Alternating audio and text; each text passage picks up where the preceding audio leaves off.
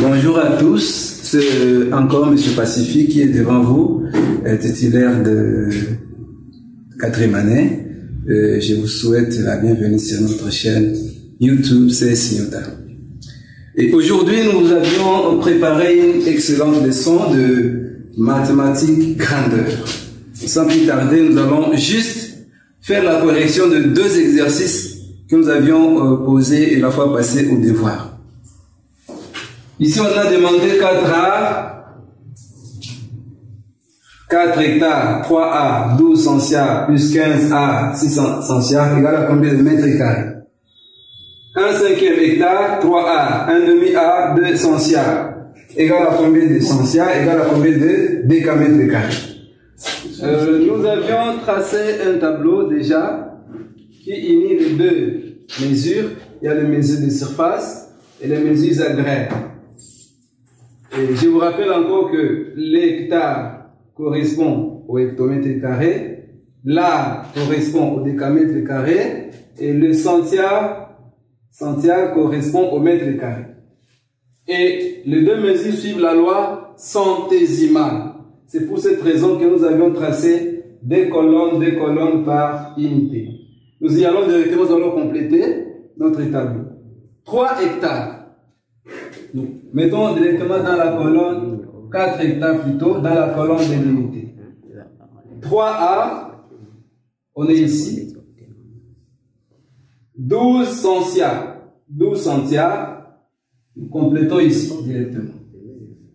Plus 15A.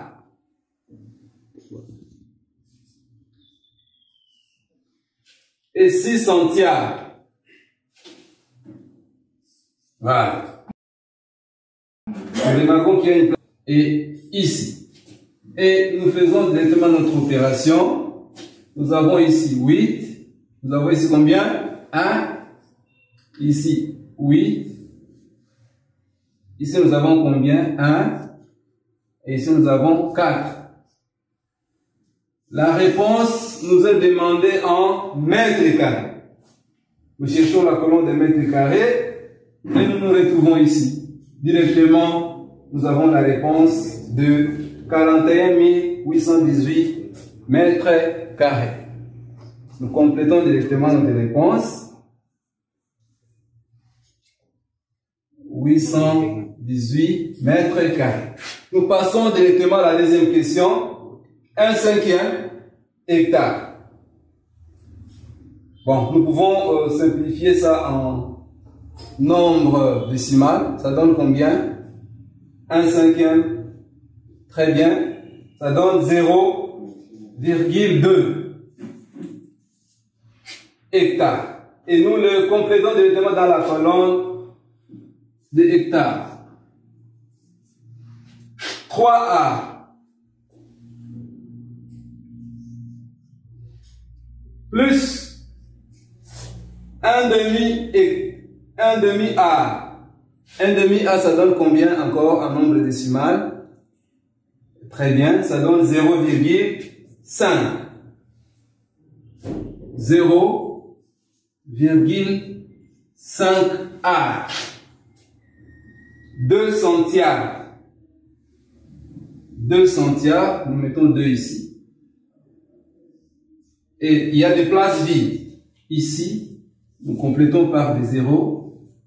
Voilà. Et nous pouvons maintenant appliquer notre opération. 0 plus 2, 2. 0 plus 5, 5. 0 plus 3, 3. 2 plus 0, 2. Et 4. Et 0 plus 0, 0. La réponse nous est demandée en centiares, encore en décamètres carrés. Donc, nous convertissons d'abord à centiares. Voilà, nous avons la réponse ici en centiares. Ça donne 2352. On nous demande encore de convertir cette même réponse en décamètres carrés. Nous cherchons décamètres carrés. Décamètres carrés. Et là, on place la virgule dans la colonne de l'unité. Unité. Voilà. Donc, ça nous donne 23,52 décamètres carrés. Très bien. Je félicite tous les amis qui ont très bien travaillé le devoir. Ce sont là les deux réponses que j'ai pu corriger. Il y a d'autres qu'on va corriger prochainement. Mais je vous félicite, vous qui avez trouvé ces réponses. Sans plus tarder, nous passons à la leçon du jour. Je crois que tu connais très bien que pour mesurer ou pour lire l'heure, nous devons utiliser une pendule, ou bien une montre, ou bien l'horloge, etc., etc. Et j'ai devant moi une pendule traditionnelle. Voilà. Et vous remarquez qu'il y a des chiffres de 1 jusqu'à 12. Et le tour complet de ces chiffres équivaut à 60 minutes. Nous avons deux aiguilles ici. Il y a l'aiguille qui monte, indique les heures, et l'aiguille qui indique les minutes. Quand l'aiguille qui indique les minutes fait le tour complet, comme je le fais, directement, l'aiguille qui indique les heures avance d'un chiffre.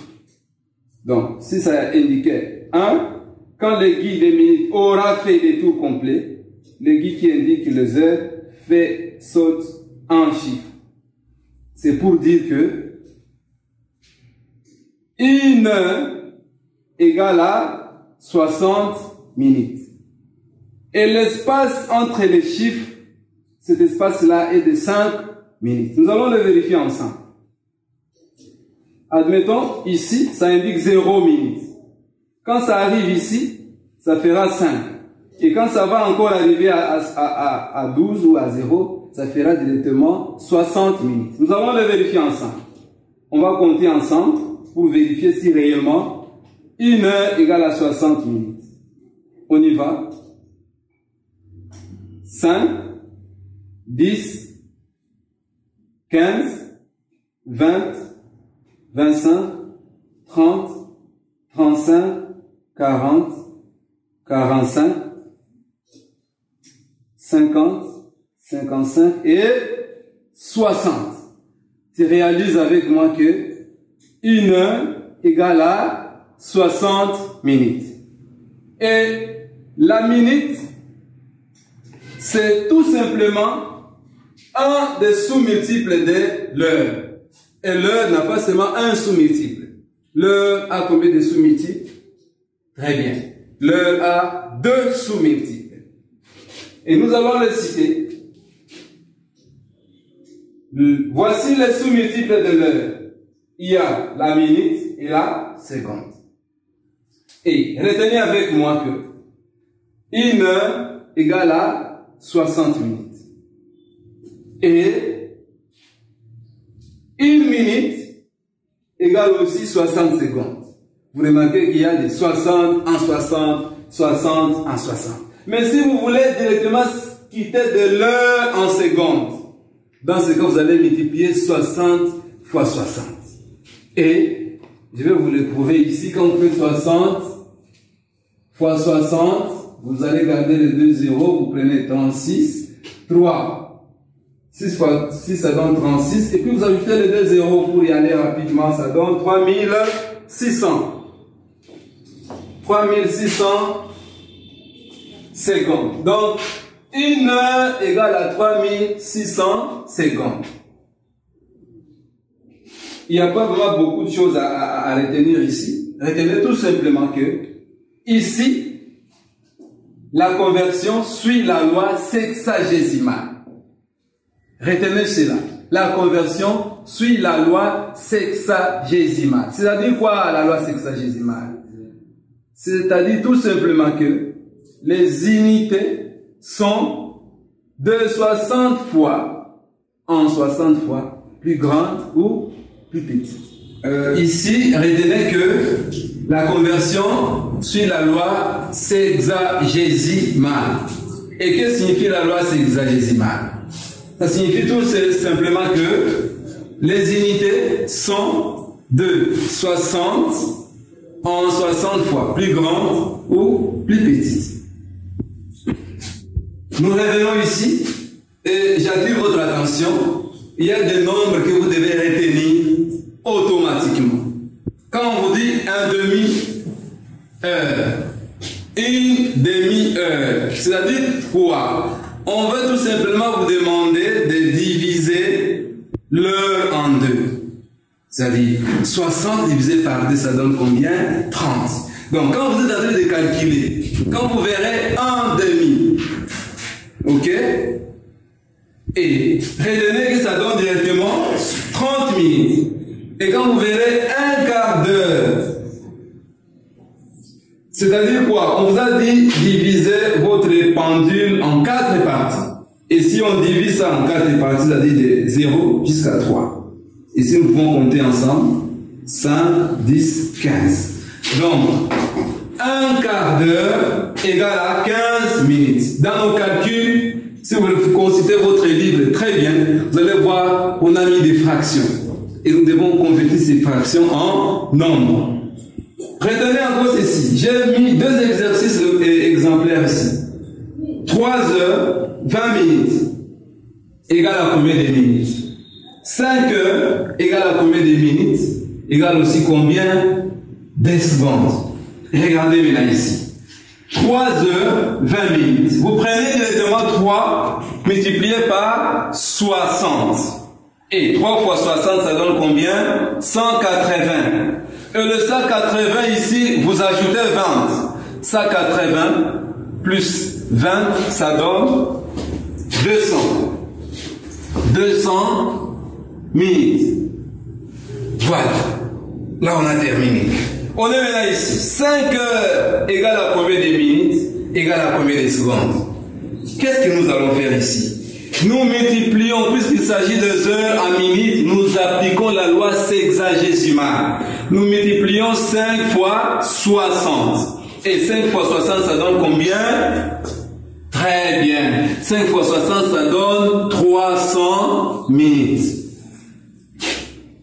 Nous devons encore convertir les 300 minutes en secondes. Qu'est-ce que nous allons faire? Nous allons encore multiplier les 300 fois 60.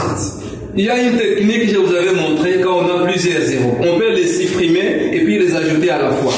Nous allons faire 300 fois 60. Ok? Excusez-moi. Ici, nous avons 3 zéros. Les zéros, pour ne pas nous enlever, nous allons faire seulement 6 fois 3, ça nous donne combien? 18. Et puis nous ajoutons les 3 zéros. Et ça nous donne directement 18 000. C'est-à-dire 5 heures égale à 300 minutes égale à 18 000 secondes. Je vois que chacun a très bien compris. Nous vous avions préparé 5 exercices très faciles que vous allez faire à la maison. J'insiste, je te félicite d'abord toi qui nous suis déjà sur notre chaîne YouTube. Nous avons 5 exercices ici à faire et c'est devoir, tu dois le remettre déjà. Dès que tu l'auras téléchargé, tu le fais et tu le remets ici à l'école. Les portes sont ouvertes tous les jours. Très bien. Je vois que nous sommes arrivés à la fin de notre leçon et nous vous encourageons de continuer à observer les gestes barrières. Nous vous souhaitons toutes les bonnes choses, que Dieu vous protège et vous bénisse. Merci, à très bientôt.